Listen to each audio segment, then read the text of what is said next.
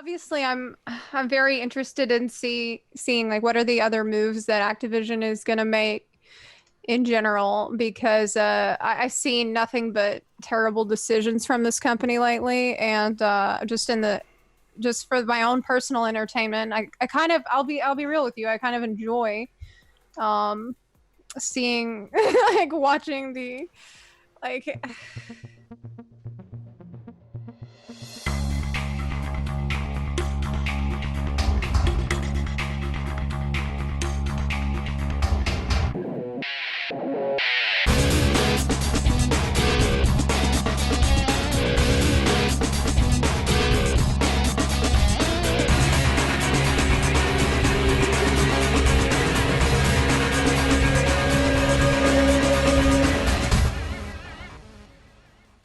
Welcome everybody to the Casually Hardcore Podcast, episode 22. We are very thrilled to have ZelphaHQ on the podcast. First time on the Casually Hardcore Podcast. Welcome, Zepla.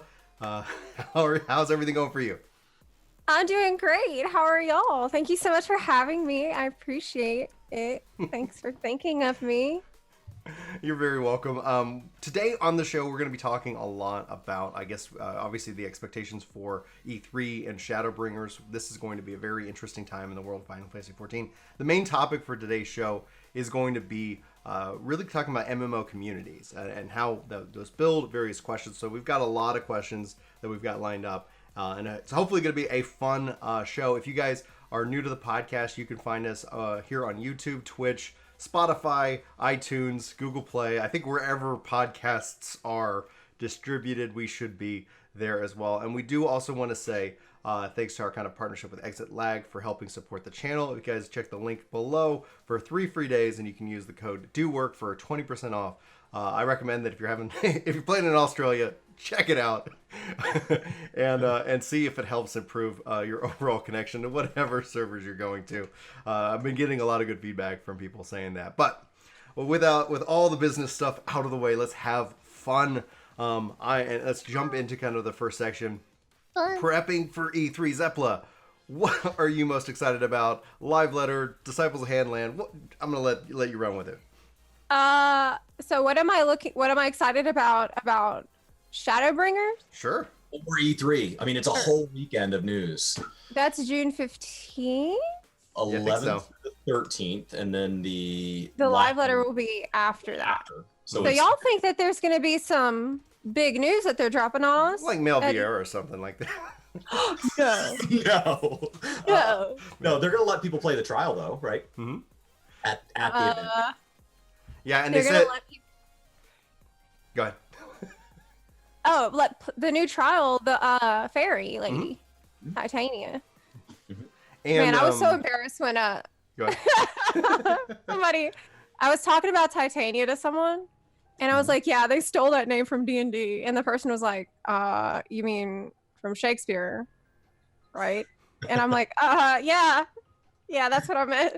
I totally knew about it. My wife actually got me the book that they use for a lot of things. So back at like Fan Fest lore panel, they're like, "Oh, this book of monsters, goblins, ogres, and all that stuff." Like my wife got that for me for Christmas, and it's so cool to see like just all because it's all the world of myth, how certain things connect. Like, oh, everybody's got these stories of these giant ogres. Like, well, they're called this here, but it's the same, kind of concept and things like that. Yeah, so, like the fairies. Like I feel like we're going to have a very D&D type expansion coming up with Shadowbringers because like we already know that many things are lifted from D&D. Like a curl is a displacer beast, and like the fairies, of course, the fae is like a massive element of D&D, and I think that that's one of the things I'm most looking forward to is how will the pixies really be, because at a previous live letter, they told us that the pixies are not going to be like Moogles. They said that they're not going to be as much of a pain in the ass as the Moogles, but they're still tricksters. Not so sure about that. Because in folklore, like if you look at stories about the fae, about fairies in folklore, you will see that the fae are like messed up. Like they will make you dance and nonstop until you die. They will like make they'll like sew will crochet a jacket out of your nerves and stuff, they will. Well, I mean, and then like the best example from like, because I haven't read too much folklore, but Supernatural is always a really fun lean into like some various things like with the tricksters and things like that. So when I think of that, when I think of this high fantasy, like I'm like, yeah, tricksters aren't fun. Like they don't care. They don't. Like, they straight up do not care. And they have this power. I mean, it's just like they have like just almost untapped and unlimited power. So it's going to be neat to see with the teen rating what Final Fantasy's interpretation of them are, because that's more emotes. Exactly. There's a ton of emotes that'll be coming within Shadowbringers, so it's going to be pretty cool. Like, who knows? Like, you know, we already can't dance to eternity, but we're not going to die. Yeah, I mean, actually, Savage being emotes. a dancer, you probably will be doing that a lot. Yeah. When you die in raids, so it's kind of gonna be like that. But anyway, yeah. So I'm looking forward to the pixies. Looking forward to that. I remember somebody asked, "What will the pixie mount be?" Because they don't need mounts. They fly really. themselves, right? Wouldn't it be cool if you just got wings? Yeah, like it's that's just what like as a someone part of the said. mount, like it's just like, but you're like, oh, it's Yeah. But people were mad when the wings costume came on the Mog Station. I'd do it like a dragonfly or a butterfly or something. Yeah, I want to be a butterfly. Well, I mean, we already the Actually, wings the are prominent. white in the mages are arc. doing that already. Yeah, they get the white mage getting the wings, getting the little wings of light. Heard it here first, guys. White Mage confirmed it can fly. I How wish it. how amazing would that end up being? I mean, it's like you. A Then job at that every can fan fly. fest after that, every live Q&A is going to be like, when can when can Dark Knight get their own version of the wings? It's like, yeah, like they will, man, if they did that, I would have to do a spit take, because that would be They'd so have to have funny. it be like Mercy, like Overwatch, Mercy, and just like fly to each teammate and stuff. Valkyrie mode, where you're just flying around the whole battlefield doing ridiculous damage and stuff. Like, I would love that for White Mage. It sounds fantastic. Well, I mean, I don't know if any healers are going to be doing lots of damage. I think that's essentially Yeah, the that's concern. true. That's true. If somebody Less put up... Go ahead, Chris, go ahead. Less abilities doesn't mean they can't do damage. Just less buttons on the bar. Somebody that do put up on Reddit today, and it cracked me up. It was a The white white mage mage rotation. You saw it? Yeah. And it's just gleam, gleam, gleam, gleam, gleam. Maybe do this, maybe Dia, and then it's like, Yeah, I had a couple of options. It's like you either do 10 of these and then something else, or you do 8 of Let me these. see. yeah, pull it up, Seth. I saw that. I was like, that is so funny. That is so funny, because it's like that's the concern from the white mage. Like, what are you doing? And in the rotation, it had no curing. It was just There was like, no rotation. Oh my god! I just found it. yeah, I was well played poster. I didn't see who posted. I just saw that this morning. I was kind of scrolling, and I was like, oh, that's I well troll done. Reddit every morning because I like to start the day off right. Just don't read the comments. Wow. But the Headline- other thing we know that's going to be coming out of E3 from Final Fantasy's perspective is obviously they said they're going to talk more about the Disciples of Hand and Land. They said that, you know, like how everything's shifting, but a big feature that they said's coming with Shadowbringers is the rebuilding of Ishgard, and how that might unlock the housing within Ishgard. And overall, like, we have not heard anything about it. So I know a lot of people were like, when are they talking about the Disciples of Hand and Land? We're like, E3. So I don't. The thing that I have I Trust. wonder. We're gonna elaborate on trust or anything that wasn't gone over in the media tour, because the media tour they had a lot of things like hidden. So like the trust have a lot of their voice emotes enabled. They didn't have a lot of their chat emotes enabled because they were worried about spoilers. But that also that we didn't get to see their full interactivity. So we didn't even get to see the function of it because they were trying to hide the content. And so hopefully they'll get to elaborate on any questions we have about like which characters will be available on launch, how will we unlock new characters, how much depth there's going to be in the system, kind of balance questions around the trust. Do you think they'll let us do the Stormblood content with the trust? Nope. I don't know. We actually asked that question exactly. That question, I think Reddit was Reddit's question. So Olivine Parado was with us in our interview. Mods over on the Reddit forum, the subreddit, and she actually asked like, how do you guys decide? And they basically said like, we're writing it. It's kind of presented as they're writing a script so that that character knows how to perform within that dungeon. that script has paths off of it. So based on what other members are in the trust. So like if Alphino's there and Menephilia's there, you might see an interaction between them. But if either one of them is missing, you may not see that interaction. They're also going to have different interactions in one Shadowbringers dungeon than they will in another, because they may have personal ties to that spot in the lore. And so it's all of this depth, and they're not going to have an ability to go back and either write that for old content or write it for the open world, because it's just not designed for that. So it's going to be limited how many characters they can add. There was no intention at this time to add characters outside of the story. So if there's like a Monster Hunter World crossover again, you wouldn't see a Monster Hunter World character able to be dropped into trusts. And that there is no intention to do anything backward. We had a lot of questions about backward compatibility to be able to go back and make the old dungeons more fun to replay and stuff by adding mechanics to it or something like that. And he basically said, we build the game in layers, and there's no reason for us to go back and alter previous layers. We are moving forward. It's too expensive. And it is really expensive. And what it boils down, so just so you have kind of the knowledge of it from an engineering perspective, is it ends up being, when you look at the history of 14 and how they rebuilt it, they never expected Heavensward. So there's a lot of things they had to do, and they did an insane amount of work in a very short amount of time to actually get 2.0.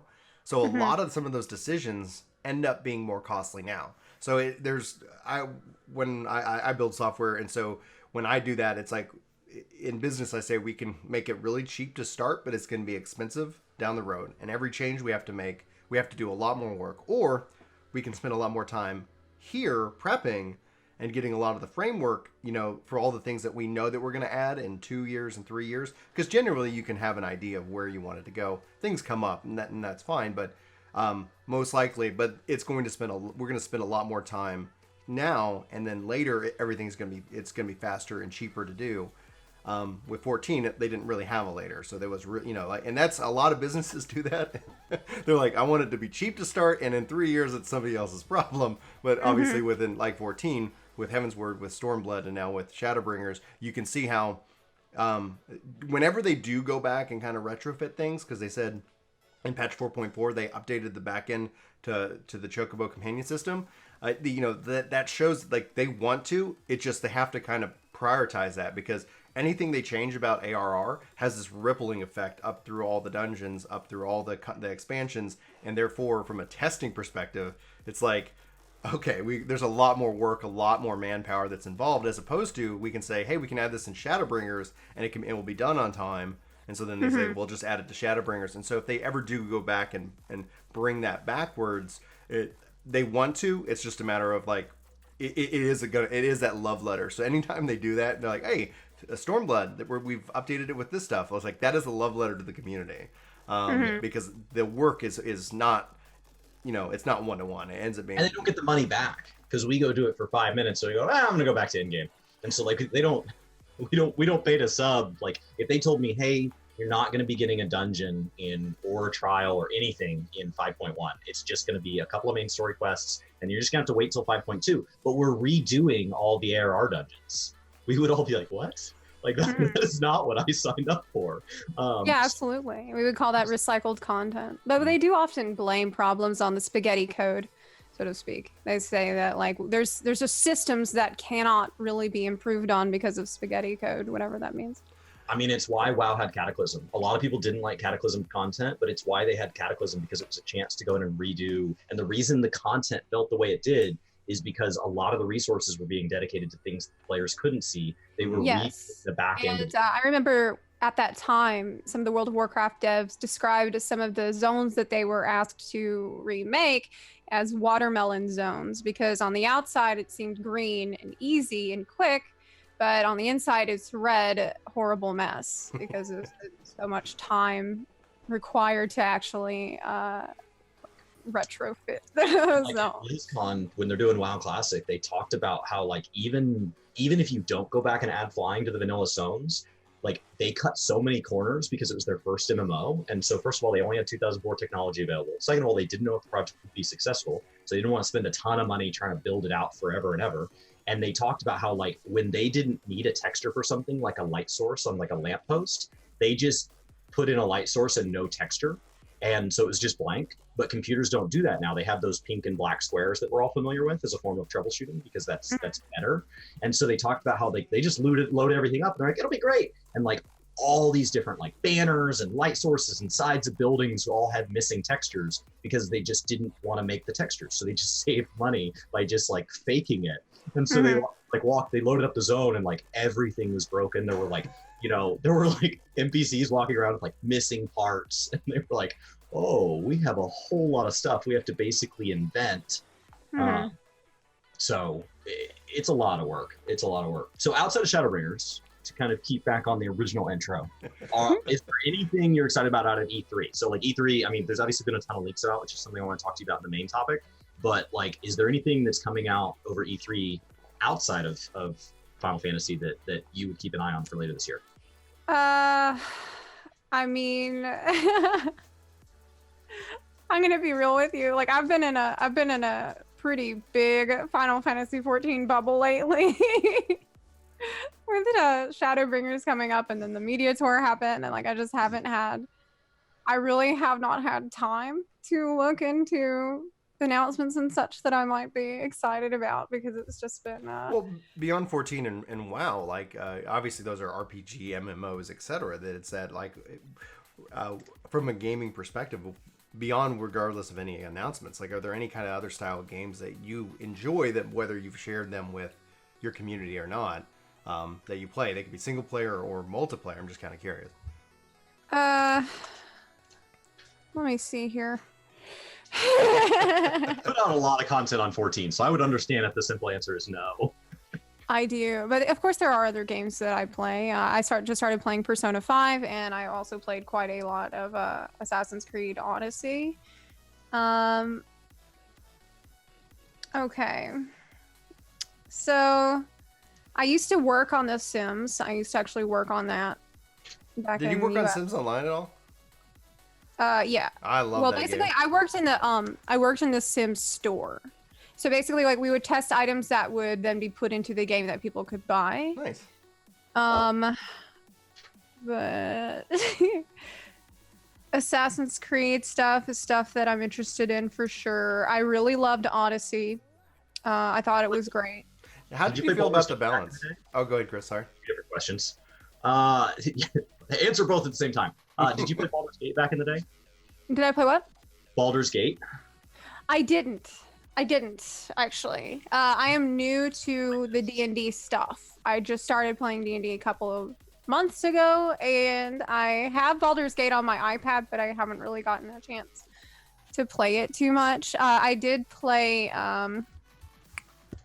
what is this other game that just came out? I really liked Pillars of Eternity. It was great. I've gotten that one, and they have the sequel, and I haven't played through that one yet. And I've heard that Pillars of Eternity 2 is just mind blowing. And I believe that we're hearing that the new Baldur's Gate game is actually being led by that team. I might have some of those facts incorrect, but it's rumored that Baldur's Gate 3 is going to be kind of a lead platform or lead title for the Google Stadia.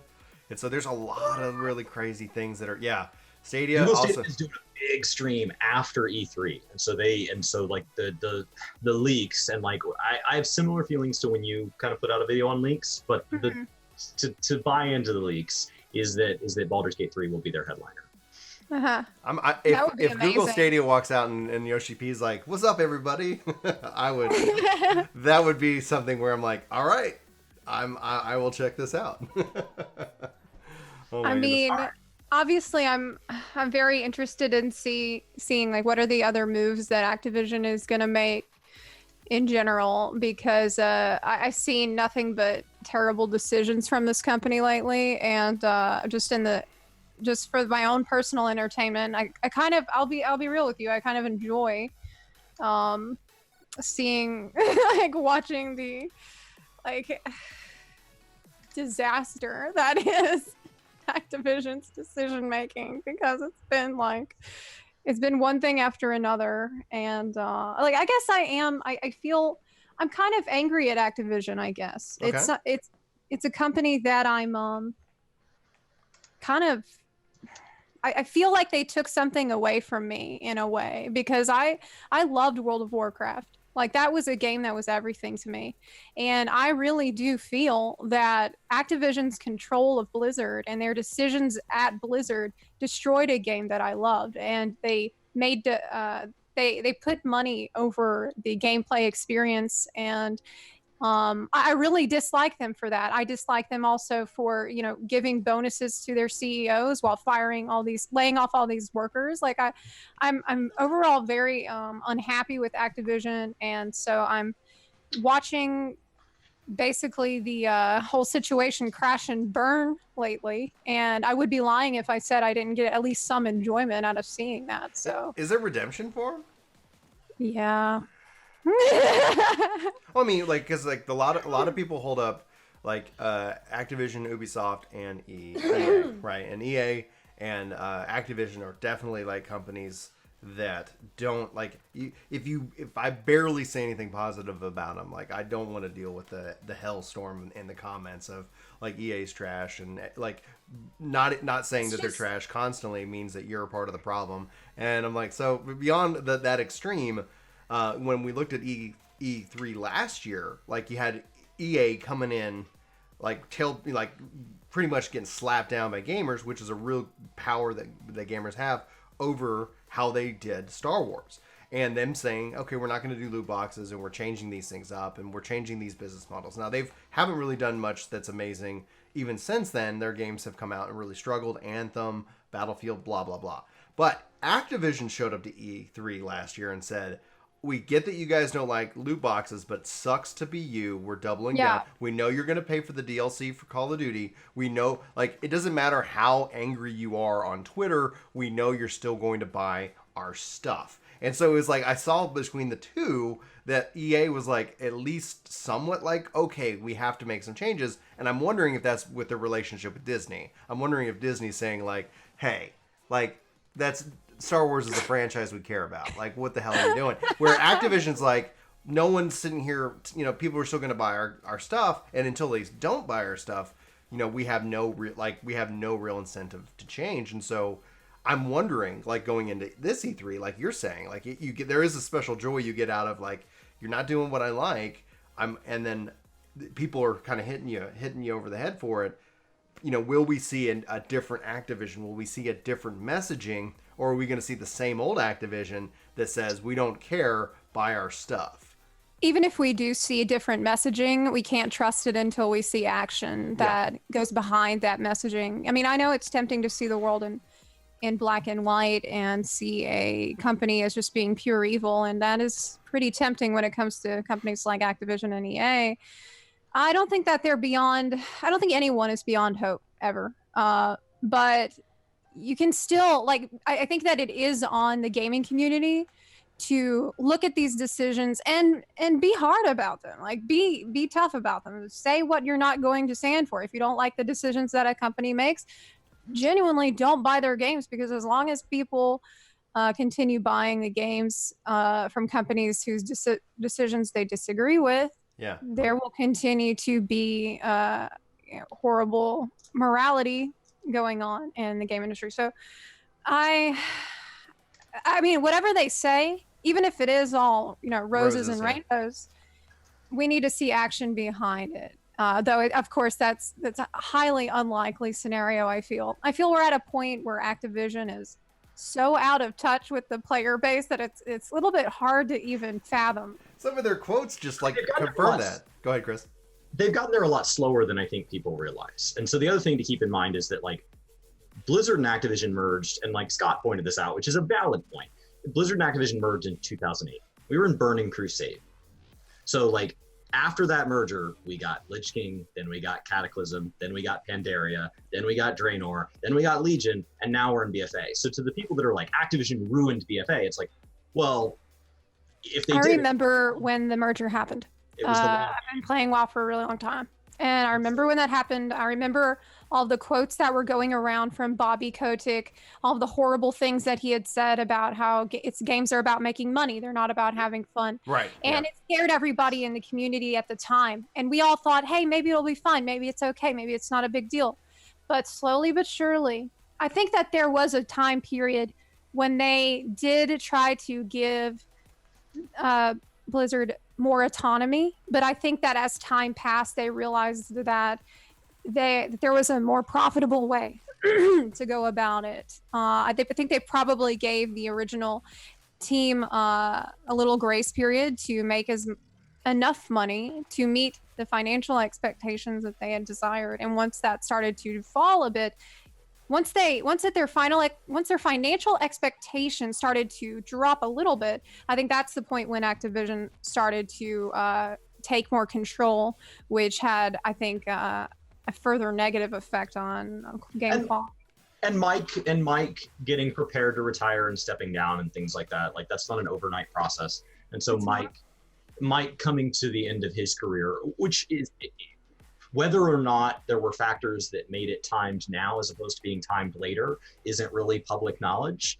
But like, even if they had treated him wonderfully, given him full autonomy, and he just got to work till he got tired, there was going to be a day that Mike stepped down, like inevitably, because he's not going to live forever, and he's not going to want to, like, I don't know that he wants to run a gaming company when he's in his 80s and his 90s. And so like, it'd be awesome if Mike Morhaime is blessed with that much longevity, but it doesn't mean that you want to spend the whole thing on your career. So I think Mike gave a lot to Blizzard, but eventually Mike had to step down, which means that it's time for somebody else. And so inevitably, of course, Activision is going to have a big role in picking who that somebody else is. And that's going to push Blizzard more into Activision's line. I'm not a fan of them right now. Like, that's not something that I've hidden. I do believe there's redemption, but like, I have friends that worked there that were affected by the layoffs and stuff. So it's something that, like, personally, I know that part of why I'm not a fan is very biased. But the reason for redemption is also biased, because like, I've been a Blizzard fan since I like still had a bedtime and shared a dial-up connection on the one computer in the house with my brothers. And so I know part of the reason I want them to be redeemed is because I have so much nostalgia tied to Blizzard. But I just, when people start to say like Activision is the reason Blizzard is failing, like my initial knee-jerk reaction is like, it's also possible Blizzard is the reason Blizzard's failing. Like if you say, well, Chris was late because his wife was taking forever to get ready, I'm perfectly capable of being late on my own, guys. So like, it doesn't always have to be the significant other in the room. It doesn't always have to be Activision that's causing the problems. I think Blizzard has had their own share of faulty decisions over the years that they would have made with or without Activision. There is this, though, the information that we have, and then the information we don't have in this equation has to be filled in with, and we have to kind of fill it in with, like, obviously just guesses, right? So we have what Activision CEO is saying, we have that relationship, so it's very easy to draw that line, and without any other contrary evidence to say, no, this is what we wanted to do, this is where we wanted to go, like, we don't have the other side of that, and I don't think we ever will. And so it's really, in my mind, redemption, and especially as it relates to just the topic with World of Warcraft, it's all about, like, what you said, Zepla. It's about action. And, like, don't tell me what you want to do. Don't tell me what I want to hear. Show me. Like, and it's going to take time. It's going to take effort. And that's, like, I always wonder what the cost is, right? Like, what is the ultimate cost? Is it cheaper to do it right? Like, is it cheaper not to launch 1.0, but to release a better game and not have to rebuild to 2.0 and then rebuild the trust? Is it cheaper, or is that actually, like, because we see it time and time again with games as a service games and these games that are persistent online, supposed to live for 10 plus years, where they launch in a poor state, and then gamers get frustrated, and then, like, I just have to wonder, like, I wish there was we could have that universe A/B test. Like, is it better to delay? Like, I believe from Nintendo's perspective, the quote that a delayed game is just a late game, but a bad game is always going to be a bad game. And I think that's just something where we haven't seen that recently, and we haven't felt that from the devs, because, like, there is the business aspect of it, but I don't know. I just I think there's an interesting topic that's actually kind of brewing as a part of this. It wasn't part of our outline. I'm going to take in that direction. I'm going to ask that question. Could what we see with Activision Blizzard, with the state of BFA and WoW, could that just also be the evolution of a 15-year-old MMO? Could that also be the nature in which gaming is today, and has streaming with WoW Classic and that idea? Is that something that we might see a resurgence or a new renaissance within MMOs?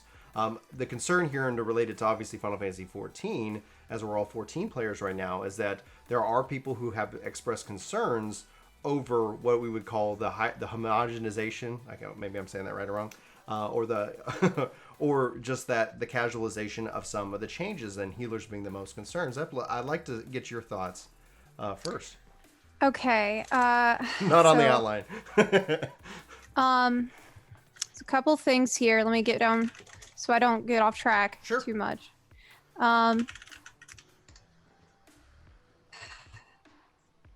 Okay, and the last part was about Shadowbringers and Homogenization. Homogenization. Okay, so there's a lot of different elements to what you said. Yeah. Your first question was, is this just the natural result of a game that's been around for 10, 15 years? My answer to that is I think absolutely not. I think that we don't know, we'll never know for sure how much of the problems are Blizzard's, how much of the problems are Activision's, but one problem that we can certainly point to as being an Activision related problem is hiring decisions, and also being in touch with the community and having a good understanding of how people actually play the game, and what do players really want? Why do they have fun while they play? These are design philosophy questions. And when you get out of touch with the community, your design philosophy becomes corrupted. And I think that is something that has happened. I think in a large part due to Activision's influence over time. That's my personal opinion. And because of the design philosophy being corrupted, and they're looking at numbers, they're looking at analytics, they're not looking at real people's experiences. Yeah. I think that's had a negative impact on the direction of the game over time. I also want to say that in regard to the current state of games, that absolutely plays a factor as well. Of course, I'll never forget the uproar of the first thing that they ever sold in the cash shop in World of Warcraft, for example, the sparkly pony. That was like a big deal at the time. And now I think that they realized that they can make a ton of money on the cash shop, and they can make a ton of money on microtransactions. So much money, like money that dwarfs the amount that they make from an expansion sale, which prior to that point, as you know, in the history of modern gaming, expansion sales used to be like the big focal point for the development of an MMO. Nowadays, it does tend to be more on other things like a cash shop, other services that you can sell to the players. So I think that in that way, the cash shop and other kinds of micro purchases, that's absolutely contributed to I don't want to say that I don't want to say that cash shops in themselves are a terrible thing. I don't really think that, but I think that they do in some situations. Like, I'll give you the example from Elder Scrolls Online. Okay. Elder Scrolls Online has a horrible, I think that it's a horrible cash shop, because I think that the way that they market things is very predatory. It is all cosmetic, but the prices that they put on things is very high. So they'll sell a house for $150 US. They'll sell a horse or a mount that will only be around for limited time, 24 hours only. It's a mount for $30 or $40, and they get that money because they make it like it's missing out. Rare. And so that's, anyway, I'm getting off topic here myself. No, I'm loving where you're going with it, because you're hitting on a lot of really important themes, and I can listen to you all day. Continue. Okay, so that's relevant to the current state of games, where we're headed, what companies are thinking about now when they design stuff. They are thinking about how, and actually this is relevant to the WoW discussion. We had the BlizzCon ticket sales recently, and that was a huge disaster, because people were like, we only get this oh, I'm sorry, I wasn't supposed to. I'm sorry. We only get this passion is important. Continue. We only get this terrible cloak for a reward, when almost every year before that we had gotten mounts, we had gotten very good rewards. Well, turns out that they gave people terrible rewards for buying the BlizzCon ticket, and then they sold a mount separately at the same time that costed 6 months of game time. And so to a lot of players, we had this perception of they have separated the amount that we always get from our ticket purchase because they know that people will buy it separately. I'm just saying that, like, I think that it gets to a point where players are losing out, and it's like it becomes less about thanking the players for their loyalty and stuff to the game, and more about seeing, well, how can we just get them to pay for 6 months of sub time in advance so it doesn't matter what we do in the next 6 months. So anyway, next thing, you asked about Shadowbringers homogenization. And of course, this is an issue that it has a lot of crossover between. I think that the people that are very worried about homogenization happening in Shadowbringers are probably mostly WoW players who have been scarred and hurt by this happening to us over. Yeah, I can see that, like, where somebody's coming in and they're like gotten used to Stormblood, and now it's like, wait a minute, this is changing, and this is the first thing, because there is a key difference. There is a key difference in what you've already talked about, where when I look at Shadowbringers and Square Enix and Blizzard, that I see just where, like, they might be going in some certain directions about, I would say, maybe accessibility as opposed to homogenization, but like passion and listening is you kind of already hit it on it, where Blizzard and WoW is not being heard. But like when it comes to Square Enix, like, especially, I believed it before I sat down with Yoshi P, but I believe it even more now. Like that team is a bunch of freaking rock stars. But I jumped in on you, Zepla. Go ahead. So, okay, before I move on, like before I talk about this issue of homogenization, I want to touch on something that was said in the comments here, but that I actually agree with. Yeah. Someone pointed out that there's no such thing as Blizzard and Activision. There's only one company called Activision Blizzard. They merged. Blizzard agreed to it. It's all Blizzard's responsibility for merging with that. They're one and the same. I guess it is. And I'll be totally honest with you on this. You're right that they share responsibility, and we are kind of splitting hairs trying to figure out who's responsible for what. And another truth bomb I'll drop on you is that obviously I have a massive emotional investment in World of Warcraft, and obviously I want to believe that it's my sweet Blizzard people that I loved, who took care of me, who made me care and made me feel like I belonged in Azeroth. They're the ones getting manipulated, and they're the ones getting hurt. And like, it's all Activision's fault. I want to emotionally blame Activision. It's helpful to have a villain, you know? It's helpful to be like, I want to have the villain. And it's easy to make Activision the villain because they act like it all the time. Obviously, I want to they walk around with the Darth Vader soundtrack following them. Yeah, you know? I want to believe that it's my sweet people at Blizzard that don't deserve this. And if only they had a total autonomy, then the game would be the game that I loved. But I know deep down it's not true, and it will never be the game I love, but I can't face that. Oh, sorry. I cursed again. I gotta get better at that. It's good. You're doing great. I'm so sorry. Okay, so next thing about homogenization. So now I have 2 bleeps for you, YouTube. Chris is making notes. Okay. She's just making work for me. That's all it is. Yeah, I'm sorry. So next thing about homogenization. Obviously, there is there's like a middle ground. There's a good sweet spot between removing button bloat and totally unnecessary millions of buttons that you don't need, and having a unique and like a gameplay experience that feels unique to each class or job.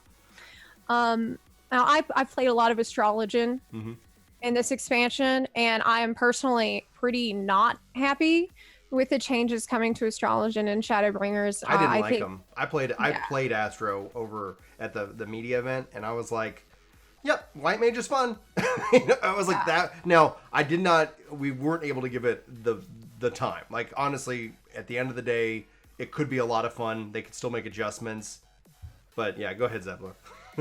Yeah, I'm not happy with it. I think in the case of Astrologian, what we really are looking at is homogenization, like plain and simple. That's what that is. Because Astrologian used to have a very in-depth and interesting decision-making system with all the cards. Like, for example, if a tank is squishy, give him a bull. If a healer's running out of mana, or like somebody's running out of mana because they're rezzing too much, you got a card for that. Give a card for every situation. You got a black mage in your party, in that situation you have an arrow for them. And so that was cool.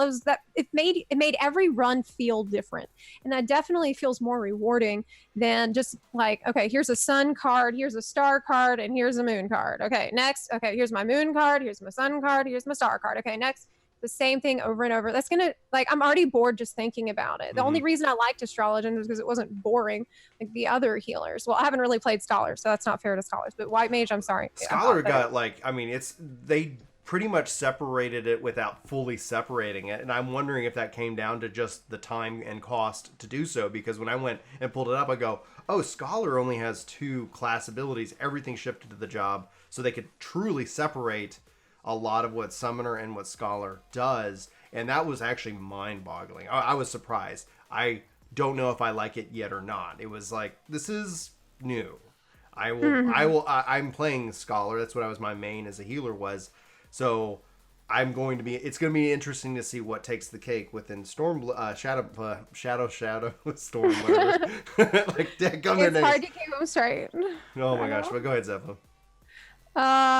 So yeah, also they're removing the time dilation system where you can double the duration of buffs, and I think that really sucks too, because that was a very interesting. Yeah, they took away their time maginess. Yes, that was a cool part of gameplay, where you would have to. It was very interesting decisions that you would have to make sometimes, where it's like, okay, I got all my hots on the party, and there's a mechanic coming up and the party is going to get hurt by it, and I really need to extend my hots right now, but I also want to extend my balance card, and sometimes you had to make that decision, like, okay, you gotta extend this right now for the hots and just wait. And I don't know, it did make you feel like a time mage, especially with the stun that used to be on Celestial Opposition. So like you could stun everything around you and extend the buffs. It really made you feel like you're in the Matrix or something, like you are a master of space time, and it was so cool. You're supposed to be, as an astrologian, but go ahead.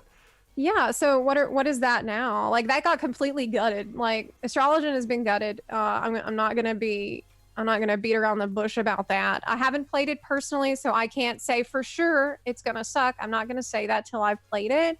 But what I've seen so far definitely seems like a step down in terms of interesting decision making. And I think I've heard some people say, oh well, this is because Dancer is supposed to be the new buffer, and so we had to take away a lot of that from Astrologian. And I don't completely think that's the reason. I think it's also more of like making the job more accessible to people and more and easier to play. But I don't know, like, I don't think it was that hard to play. I mean, everyone said it was hard to play, but anybody that plays it for an extended period, they feel they kind of get the hang of it after a while. So I don't know, like I kind of I think that I like to give players a lot of credit, and I like to give people a lot of chances. Like I think that players are capable of rising to the challenge, whatever challenge that you put in front of them, so long as you give them the tools to understand how things work better. Because like before I was doing YouTube and stuff, I was a teacher, and so like I guess I still kind of see things in that teacher way, where I would rather not dumb down a job and instead give players better ways of understanding how mechanics in the job work. Like maybe reworking a job gauge a little bit, maybe making some certain abilities a little bit more flashy if people aren't using those enough, like just little tweaks here and there to help players you could really fully come into their own, or like maybe have better systems for actually measuring how well you're doing besides Stone Sky Sea. Like, this is a terrible way to measure how you're doing, especially if you're a healer. So it's like players don't really have the tools to, especially people playing on PlayStation. How can they really objectively evaluate their performance if they don't have the tools to do so in a raid in like a non-stressful environment. That's why I kind of think that that the trust system is a good step in the right direction. Mm-hmm. I would like the trust system to be able to be used in maybe some simulated, very difficult content, not just dungeons, but like content where you will really be tested in it. Mm-hmm. So that way players can not like without having to deal with the social anxiety, be able to test, can I actually heal Savage? Can I actually heal this content or DPS or whatever the case may be? Right, exactly. I've been rambling for a while. No, I've really enjoyed your thoughts. You brought up a lot of points regarding class complexity versus obviously the content complexity, about just how like the feeling and the emotion behind these changes. And obviously I think that's where you kind of touched on it with World of Warcraft VFA players and that relationship. I think it is really good to see that the community from that perspective is looking into it. The thing that I see, especially when I talk to somebody who's like, how is it going to play? It's like, well, we really didn't get to play level 80 content. The other side of the coin with all of the job balances and the skills is the content in which that then they fit, right? So that it's like, if you're playing content, somebody said like talking about heals per second. Like if right now content isn't designed from a healing perspective as heals per second, it's really everything's still focusing on DPS, because DPS for healers isn't factored into any of their checks for Savage and for the raids. Like Yoshi P's hit on this numerous times, saying we don't factor in healing damage, which has led, and over the course of the last couple of expansions, that healers have always kind of I've seen a debate within the community whether they should or should not do any damage, and it's very clear that when they do damage, things go faster. And so because we've had years of that, the changes are in kind of a way that while they fit Yoshi P's messaging of that, like, yeah, we don't design healers for damage, we design them for healing. The content never really fit that mold. The content that they put out there was more about, like if you have that downtime, here's the tools that you have. Astrologian has cards and buff management and extensions and stun.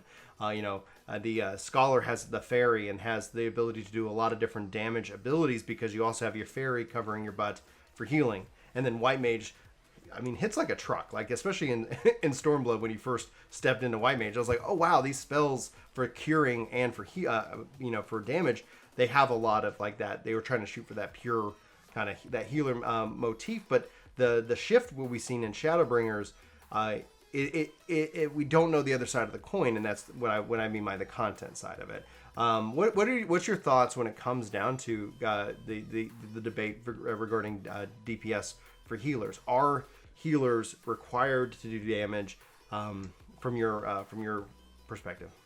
Yes. Yeah. You should. Like basically, you should. I think that in general, we have this idea of you should probably not be standing around doing nothing at times. Yeah. Like whenever the rest of the party's doing stuff, like maybe don't just stand there doing nothing. I think that's the reason why people get mad about it.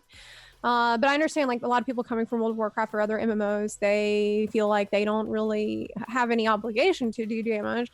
But obviously this is a very different meta as it stands right now. And it is generally good. Like after you've like when you're comfortable, when you have time, throw in an AoE, throw in a dot, throw in a stone, whatever you can do. Like I don't feel like that's asking for too much from players, but moreover, I think generally most healers do agree with that. They just don't like being pushed to do lots of damage while they're also being pushed to do lots of healing and do all the mechanics. At some point, it does become pretty overwhelming, and it becomes like quite a lot of strain. And then get blamed if everything doesn't work perfectly because the Dragoon decided to stand in an AoE. And it's like, we wiped because the healer didn't heal. It's like, no, you stood in every AoE possible. I had to make a choice between my man and the rest of the party and you, who can't seem to touch anything.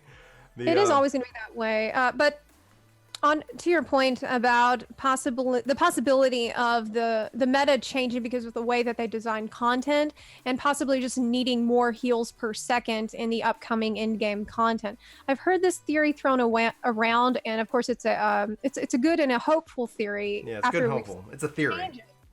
But it almost makes me think, I know that we heard from them saying that they wanted to balance out the healers in preparation for the possibility of adding another healer in a future expansion. And after the uproar that they've had from Dancer not being a healer, I think that we can expect probably in 6.0 there will be a new healer added. And I think that these changes for Shadowbringers are very forward looking, and I think that probably the change to the content itself in terms of maybe this idea that maybe you'll just need more heals, that could be indicative of that. Because personally, there's a lot of players who enjoy healing and doing lots of damage. That's why they play Final Fantasy XIV. They love having all this stuff to manage. They love the feeling of like, you feel like you have so much to do, and being able to do that all at a very high level that appeals to many healers. And it's impressive that they're able to do that. And I hate to have that aspect of gameplay removed for those people. But at the same time, I think that it would be excellent if they would add a healer to the game that would work like how a discipline priest works in World of Warcraft, so that whenever you put a buff on the party, every time that you do damage, it's actually always healing the party automatically. So that way we can offer that style of play of doing lots of damage as a healer while still healing, and have that work within a meta. A concept for a healer like that seems to work with this theory for how we hope and think healing might work in Shadowbringers. At least I hope so. I mean, it brings up an interesting concept of complex classes versus complex content. So, you know, if they simplify the classes, so a complex class, like a complex rotation, WoW has had a lot of these over the years. If you look at things like Elemental Shaman and things like that, where without an add-on, they are virtually impossible for a casual player to master. You know, and we've started to see some rotations be more complex in Final Fantasy than others by far. I mean, you look at Red Mage, it's really fun. And then you play hundreds of hours of Red Mage and you're like, all right, I got it. So you can make a complex rotation, and you can definitely say, okay, anybody below this skill gap will just be way down here and everybody else will perform way up here. Or you can say, okay, we're going to make it attainable. You know, I think of Black Mage like this. It's a very attainable rotation. And once you get the hang of it, it makes a lot of sense. But then what's complex about Black Mage is that not every boss is a target dummy that just stands there. So the moment you add movement in, Black Mage in particular becomes way different. The moment you make me move outside my ley lines and then I try to get back inside them, like there's a lot more planning and understanding the mechanics and saying, now is not a good time to drop my ley lines. I should wait until I see where he's going to drop his AoEs. And so there's something there. And so part of the reason I'm struggling with like the immediate outrage that we knew was coming about healers being broken, about your class being broken, is that like I mean, Brian and I have done our fair part of commenting on what we think the classes are going to feel like based on the Media Tour. But to put it in perspective, the Media Tour gave us one level 73 dungeon, a couple of fates, and hours to play with classes that we'd never seen. I mean, like classes like Machinist, Dancer, Gunbreaker, all new. So, you know, Summoner, drastic overhaul. There were so many changes. And so to say that like we know for a fact that healers are dead or that something like this is a really hard thing to, and the other side of it is like, I don't think it's time to say like, oh my gosh, this is the greatest time to play 14 ever. It's going to be the best expansion of all time, the greatest game ever. Like, well, we don't know that either. I will say that. I will totally say that. I'm on the hype train. The problem with the hype train is when you're wrong. So the problem with the hype train is that when you get your expectations built up, all of a sudden, you know, say we're on a 1 to 10 scale, which is inherently faulty when judging games. And you see it in like IGN scores, because over a length of time you end up with score creep, and then everything has to be a 10 because it was better than something that got a 9.5 last year. Well, doesn't everything have to be a 10 on IGN because they get a little incentive for that? Isn't that what that's about? I doubt like there's so many things I want to respond to that you guys have talked, and like I'm seeing like this is the best podcast ever. I have been sitting here. She can see the Google Doc, I'm sure, and like I'm just like I was like another topic. I know there's a million topics. The problem with the hype train is, say I rate a game a 10, And then on release, especially in an MMO where we have a 2-year cycle of content. So even if 5.0 is not perfect, we have 5.1, we have 5.2, we have 5. So we have so much room for them to improve any little thing we don't like on launch. So if on launch I have two classes that I really enjoy and I don't think one feels right, that doesn't mean it's dead for the whole expansion. We have a lot of chances for them to come back and touch that class. So just play the other one. That's why we have 17 to choose from. It's awesome. So if I label the game a 10 and it comes out and on launch, I factor, okay, I've got 20 things I'm looking for in this game and they deliver on 19 of them. So I want to call that a 9.8. Well, 9.8 is less than the 10 that I set my expectations. So all of a sudden my perception is that the game failed. The game failed to meet my expectations, but a 9.8 on its own, if I had just tried to keep things under control and say, yes, I'm excited. I can't wait. 3 weeks will be here before you know it, but I'm going to take this time to look objectively at what they have, and I'm going to try to go in with an open mind. All of a sudden, a 9.8 blows my mind. I can't even sleep through the month of July because I just want to play this game. And so I just start to get really nervous when I see extreme feelings coming out around what basically so far has been demo play, trial play, beta play, whatever you want to call it. We played an April 30th build for 8 hours. Like, it's just, I'm really excited about the game. You guys saw that I put out a ton of videos talking about how excited I am, but I just want to like, I don't think that that's a reason to like, you know what, I quit my job. I took the whole month of July off. It's going to be amazing. It's like, well, I think you might have, that might be a little much. So Zepla, go ahead. I want to hear your thoughts, Zepla. Okay, so the subject of hype is related to the subject of leaks, which I'm not sure if I want to get into that quite yet. Okay. But one thing that I like about 14 is that generally they do offer within a role different levels of skill for different jobs within that role. And that's one of the reasons that I liked Astrologian as a job before, because it had a lot of difficult decision-making and interesting decision-making involved. And I know that the media tour footage and information was pretty limited and is in no way representative of the complete end user experience. But at the same time, you can take one look at New Astrologian and have a pretty good idea of how very different it's going to be, even without playing it. Like these are massive changes. Like people can see what they've lost, but they can't see what how they it gained. will feel when they are playing it within the context of the content. So absolutely, context is important. Context is key. But I just hope that we can still continue to offer players variety of jobs, skill caps. It's like you mentioned Black Mage, and Black Mage is one of the easiest jobs to learn, but it has one of the highest skill caps in the game because of the need to move and plan out your movements. That's why it's one of the, it's a job that received very little changes, because I mean, it's like, don't fix it if it ain't broke. You know, if it ain't broke, don't fix it. It's kind of the situation with Black Mage. And it's like, of course, it's natural to feel like you've lost something in the case of a healer like Astrologian, or even scholars or summoners who really enjoyed micromanaging their pets. It's easy to feel like you've lost something, and people are very passionate about this game. It's easy to feel like, excuse me. It's easy to feel these extreme emotions that you mentioned, you know, feeling very like, oh, this is just gonna be terrible, because, you know, expectation is a hell of a drug. You know, and as we build up, like, here's the other thing, I guess, leading into this discussion about hype. Some people, and this is very personal and very subjective, some people are able to handle hype way better than others. Just some people are naturally more excitable than other people. Me, for example, I'm very excitable. I get excited very easily about stuff.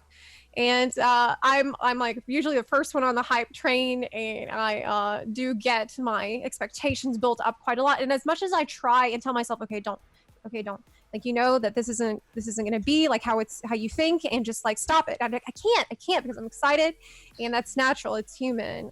So I can't blame people too much for that. And that's why I tell people regarding leaks, don't share leaks, because like, you need to like let that person decide for themselves. Can I handle a leak? Is this for me?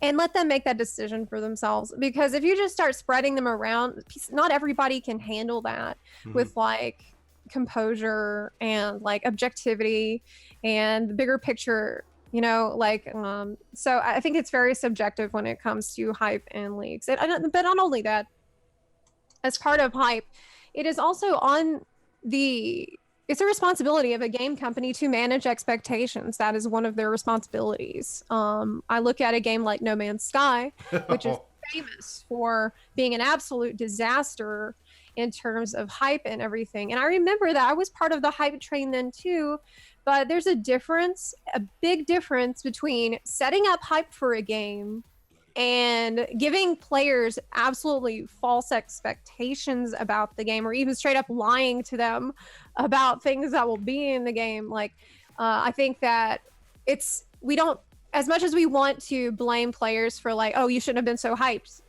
it's still I think something that game companies need to get a lot better at and quick is managing player expectations. And what we've seen in the lead up to Shadowbringers, I think we've already seen Square Enix make some blunders regarding managing player expectations with the Male Vieira situation, with the Blue Mage situation. And that's something that I made my video about leaks and like, please don't share leaks and stuff. And something that I didn't say that I wish I did was that, having Blue Mage and Male Vieira leaked sucked. But you know what else sucked? Not having Male Vieira and Blue Mage being capped at level 50. Like, I mean, the thing itself sucks without the leak. And the leak only made it worse.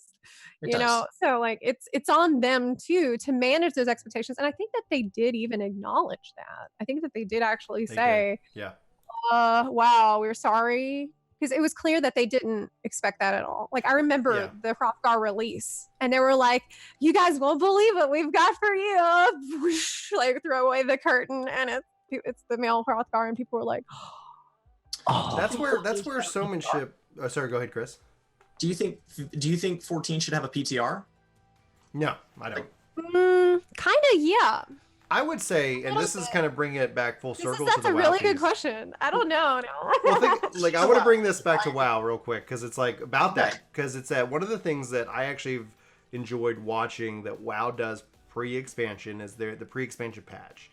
It would be, in my mind, it would be interesting to see, because right now we are literally just weeks away from Shadowbringers. It would be really cool if during this time, when there is no new content, when there are no new raids that even these changes are going to break, is that if there was that 5.0 pre-patch in which that, hey, those job adjustments, those changes there are live. You guys can spend the month of the end of May and all the way up to, through June playing the new jobs, helping provide feedback, and almost in a way, because again, like, we're not actively like releasing a new raid in the month of June. So it's like, even if we like, okay, we need to make an adjustment, we then have that feeling to test it and provide feedback. And so like we're all speculating. So I wouldn't say like a PTR, because I don't see that happening, but you never know.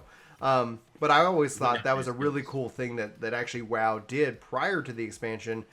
Like, yep, here it is, here are the changes. And you kind of spend that time, testing it, and maybe they do something during that time that can only be done. So we're helping test it. But I think there's also a different element in 14 where we see a lot of people playing in the months leading up to the expansion. Like, more people return during that time to catch up on the story. So it might not necessarily work in 14, but I'd be curious as y'all's thoughts about that. Chris, you had a thought. So first of all, you wouldn't have the new skills. So 14 does a lot more changing of skills from expansion to expansion than recently WoW has.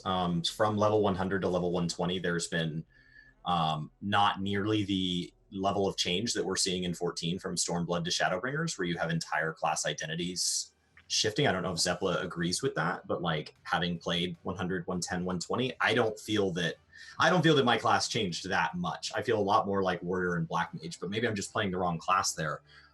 So I don't know that it would totally show that. I do think the PTR is an interesting question, and to kind of give context to this, like, one of the reasons people are leaning into this, I don't like the way healers and I don't like the way tanks are being changed from WoW. Like, if they are previous WoW players, just know the reason they feel this way is because some of the changes that are being made mimic changes that WoW has gone through in the past. And so if that experience did not end well for them in WoW, they naturally assume that over here, okay, like, I've been down this road, what if it ends the same way? Yeah, absolutely. I mean, it's like I was previously, like before the Media Tour stuff, I was working on a video script for tanks of WoW versus tanks of Final Fantasy 14 that still hasn't been released yet because I got kind of caught up doing other stuff. But in it, I remember like I had written before the Media Tour, I was like, one of the things in Final Fantasy 14 that you don't have in WoW is you're not gonna really manage your enmity. And you know what else you've got? Stance dancing. Stance dancing. The dance has shifted to dancing. Yeah, I'm like, you got to make sure that you're in the right stance for doing the most damage, just like in classic Warrior. Remember that? And basically, all that has to be deleted because like we don't know. That's something I am concerned about with the tank changes because I mained Dark Knight and Paladin and Heaven's Ward. Is like, okay, how much enmity are we actually going to get from this tank stance? Is this going to give us a buttload of enmity because we've seen that diversion is being removed as a role action? Does it mean that we are going to lose that in-depth kind of interesting aspect of gameplay where you need to kind of monitor your enmity and see how you're doing on the enmity meter? Or is it just going to be one of those things where you just like, turn on the tank switch and you don't have to think about enmity anymore? I think that if that is the case, I feel like we will have lost something. So that is something that I think that's a legitimate concern. The other concern being about what was the other one? It was a stance dancing and it's the same stance dancing. Honestly, I'm glad to see that go the way of the dodo, as I say, because I did not like. I think what it does is that it helps because when they're looking at where the pain points are, because what we would see, especially whether you're even doing Savage or not, we would see that if you're not always practicing for that kind of Savage mentality, like if you have to run with the tank stance on, you're tanking wrong, and it wouldn't matter what content you were running because they wanted you to train for that mindset of DPS. Right. And so where this comes into play is it kind of removes that argument. Like there's no disadvantage for you being in a tank stance. So in fact, like the question that I have is that when it comes down to it, when we're looking at the Savage raids, like as a tank, if there's no reason not to be in a tank stance, the off tank is just like after 5 seconds, just turn on your tank stance. You'll never catch up anyway because he's already got a lead on you. Is there any kind of a management when it comes to tanking? And if that goes away because a lot of people believe that tanking is also about the right mitigations, right? So that it's about timing those mitigations so that you take pressure off your healers. But then as this all relates to synergy in and of itself, our healer's sitting here going like, I am bored as heck because everybody's life is full, but I am capped on my MP and I can't go out and damage. It's like, I wish we knew. Like, I wish we could have a good idea of how this is going to play out. But that's where I think back all the way, kind of what kicked off this discussion is that's where I feel that Square Enix, though, is listening. Like, they are going to take our feedback, and it might not end up ruling in our favor 100% of the time, but they have 3 healers, and they can say, okay, great, we're going to make these changes. We saw that happen with Stormblood, where they took out the sustain ability for Scholar, and they brought it back, and I was so happy to have it back as a Scholar. I was like, great, now the pets don't take any damage, so that's like sustain is pointless. So it's like that kind of makes sense to have that one-to-one relationship. I'm not concerned because from a hype perspective, like where to what Chris was saying, it's that what I've seen and what I continue to see from the dev team is a solid, constant delivery of really quality content, and that a dev team that wants to put out the best game that we're going to enjoy the most for it.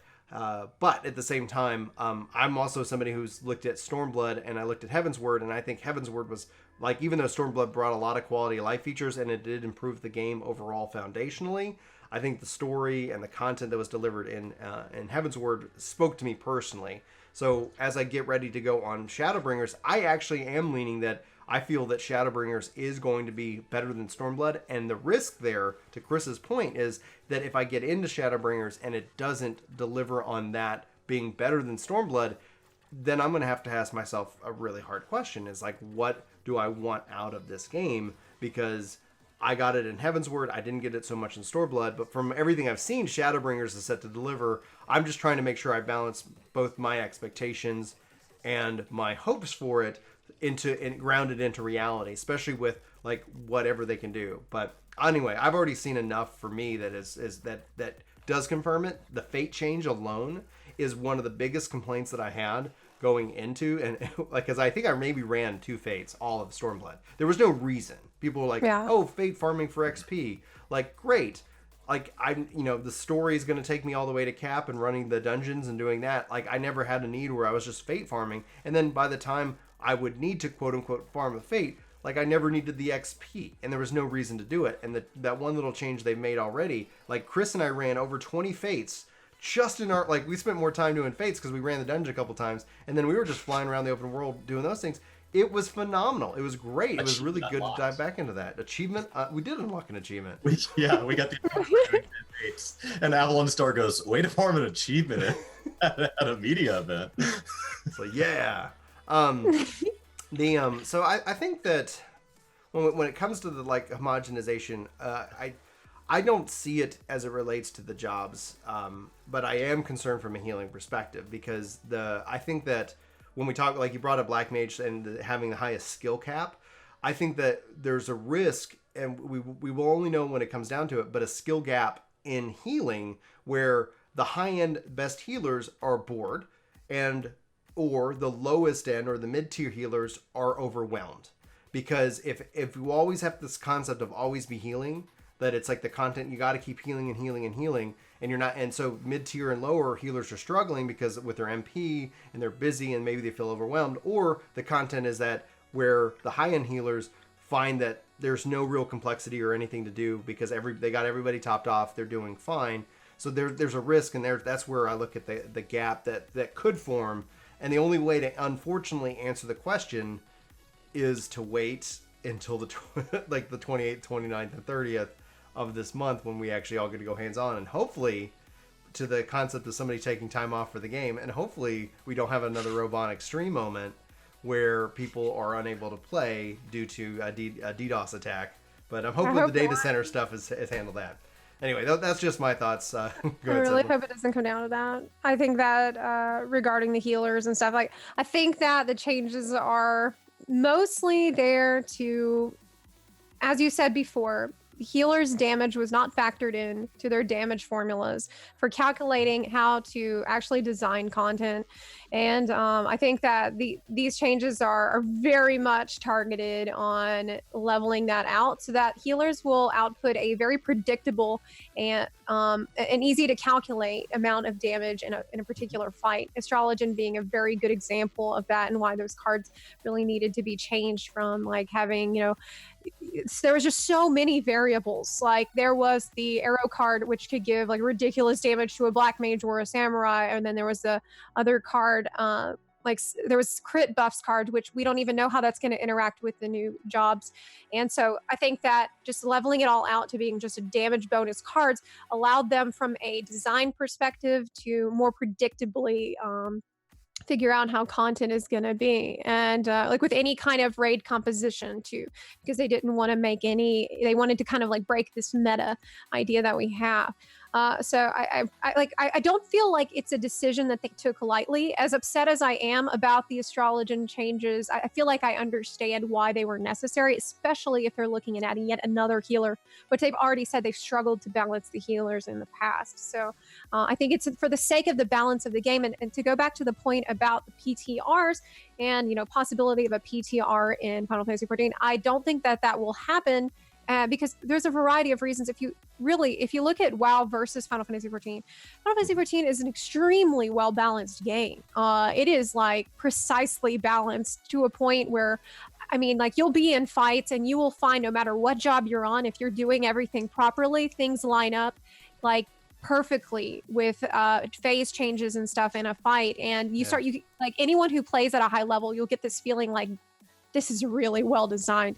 This is really well designed, and this is really well balanced content. And I think that compared to World of Warcraft, where their balance is all over the place. There's a huge problem with like sometimes some jobs are OP and some jobs are totally unplayable. And they have had the PTR for so long and they still can't fix that. So how much good is the PTR really doing them?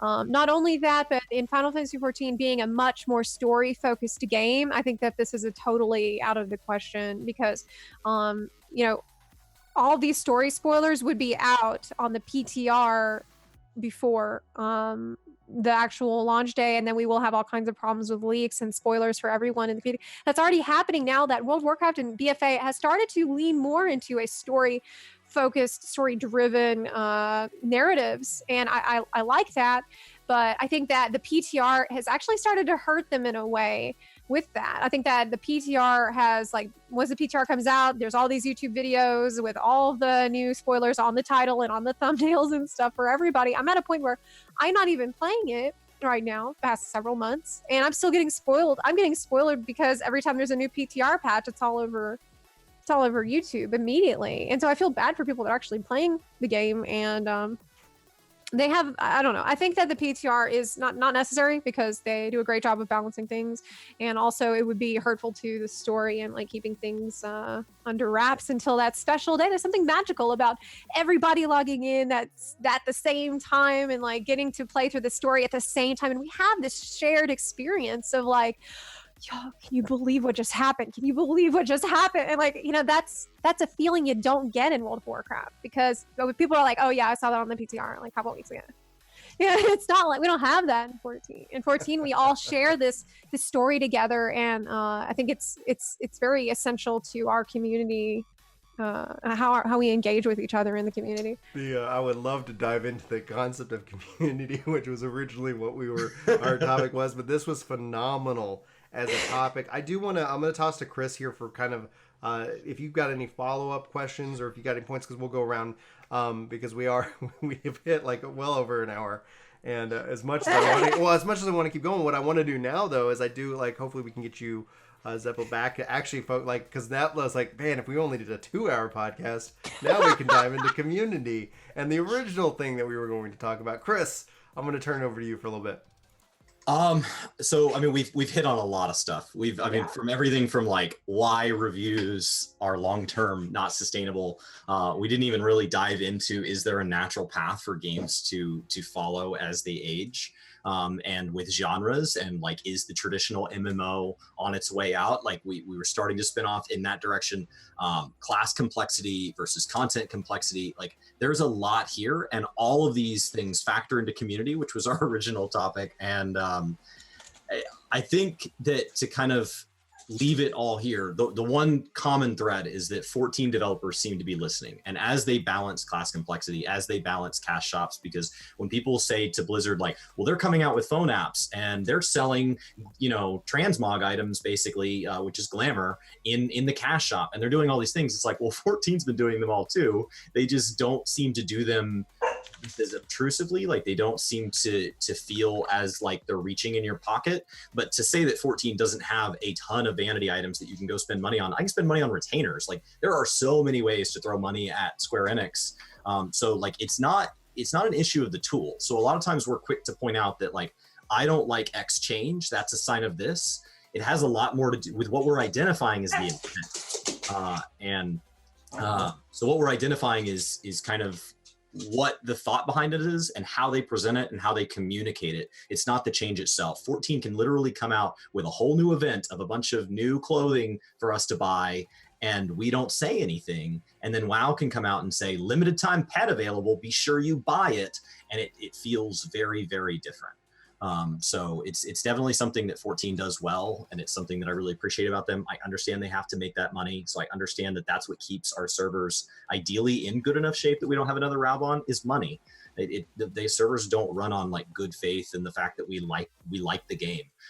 So they run on money, and I think 14's in great shape. So like, I know I tried to be the one here to like level things, because left to my own devices, I am super excited about Shadowbringers.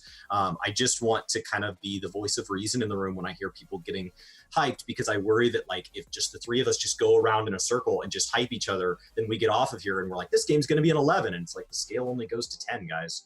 And then we're inherently disappointed, even if the game is fantastic on launch. So I always think of that analogy from the idea that it's like, it doesn't matter if you make $5 million a year. If you spend $7 million a year, you're going to be poor. I mean, look, if you Nora, please. Nora's excited. An hour. Nora is so hyped. You guys have no idea. She is extremely hyped. I love dogs. About Shadowbringers, Nora. Yeah. So anyway, Like, where's my wolf race? Genuinely, if you think that Shadowbringers is going to be a 12 and it comes out and it's like a 9.5 and you're mad about that, like, you need to have a reality check. Like, what's wrong with you? Like, come on. That's like Dudley at Harry Potter's cousin or whatever, when he was crying because he got 38 presents this year, but last year he got 39. I don't want to hear people cry about this game if it's like a 9.5 or has a very high rating. I think trying to quantify that and like being disappointed about little tiny things like that is kind of ridiculous. But what I will also say is that you were talking about the MMOs changing and evolving over time, how Square Enix absolutely has a very high operating cost. And, this is kind of, I'm not going to get into that other subject. And yes, it does. And I want them to, like, I have no problem with the MOG station. I buy a ton of crap on the MOG station. And I'm happy that they're able to support themselves not only through that, but through the wedding system. I know that they make a ton of money off of the weddings, people buying weddings for each other, and so that's all very good, and I don't really have any problem with the way that the shop is run right now. In fact, like, I feel like if they were ever having problems with money, they might even be able to run more stuff on there, like put more stuff on there, like be even more active with adding stuff to the MOG station.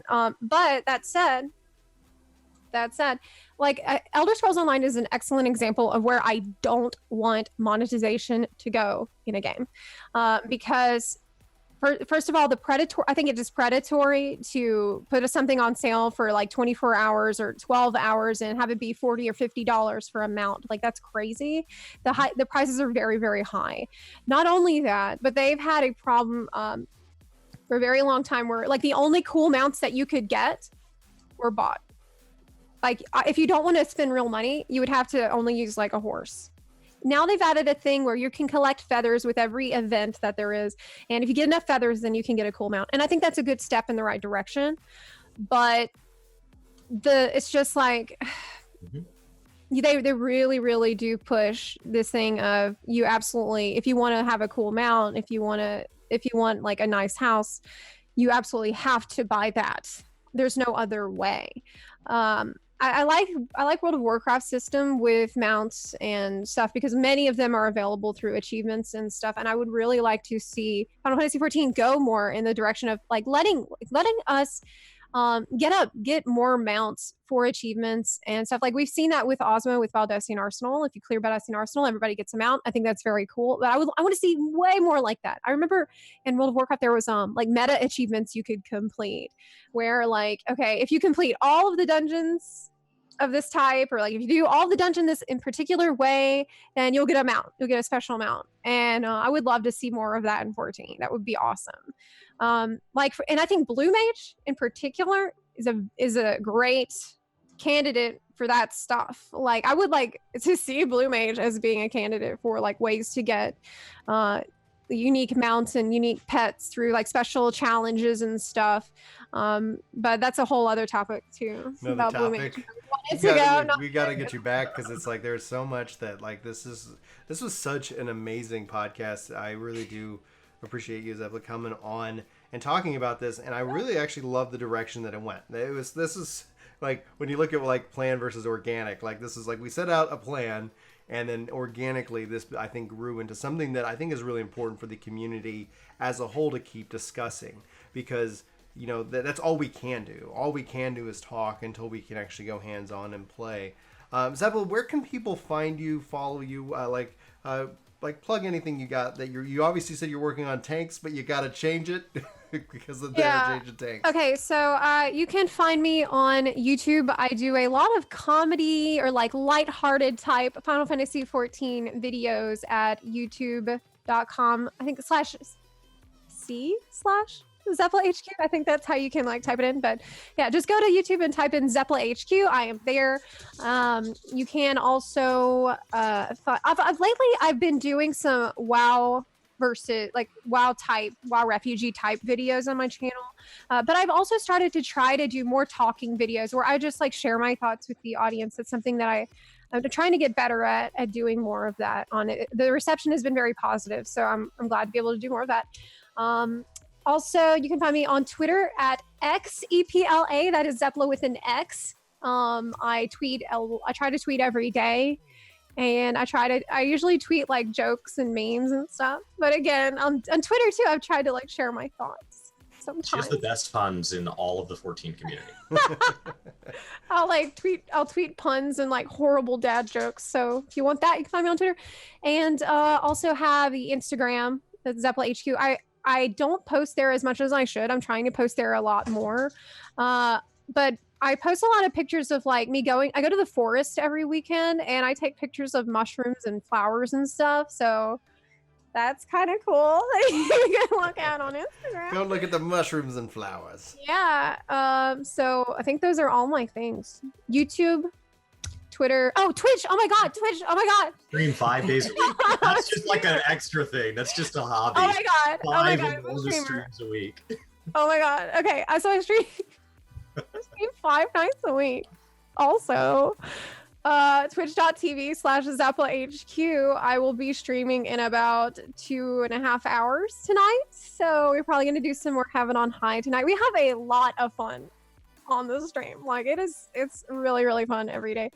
So that's at 10:30 BST when I do my streams Monday through Thursday. And I've just added the new bonus stream on Saturday. So that way people who can't normally watch me during the week will now have a chance to do so on the weekend. So.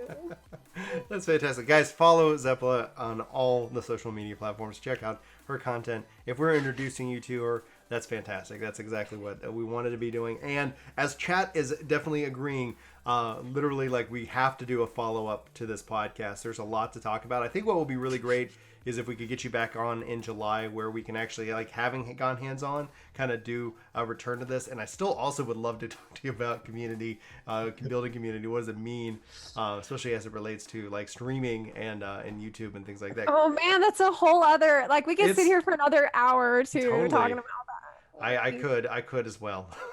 Chris, what you got? What you working on? Where can people find us?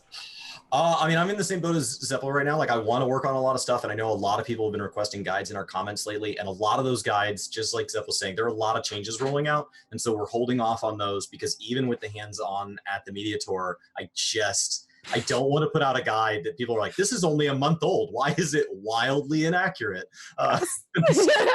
We know that at least if we put out guides in July, that hopefully those can be accurate for, let's say, 2 years. And so we'd like to start working on that. So we're just spinning up a lot of kind of beginner guides right now, and a lot of kind of opinion pieces, and talking about just anything we can as we just get excited to spend July in whatever quality chair we have at our computers. Yes, as we get on the hype train and refuse to get off of it, no matter how senseless it is. It's fun. It's right. If it's tempered in the right I guess setting, like the right mindset, like hype is fun. Like, I love the console wars, but I don't like war actually over it. It's always fun to root and to be excited and things like that. But there is that sense where it can kind of tip over and be just like where it's like, are you even having fun anymore? It's like, oh no, like we lost all sense of reality. So thank you, Zepla, for joining us. Thank you, Chris.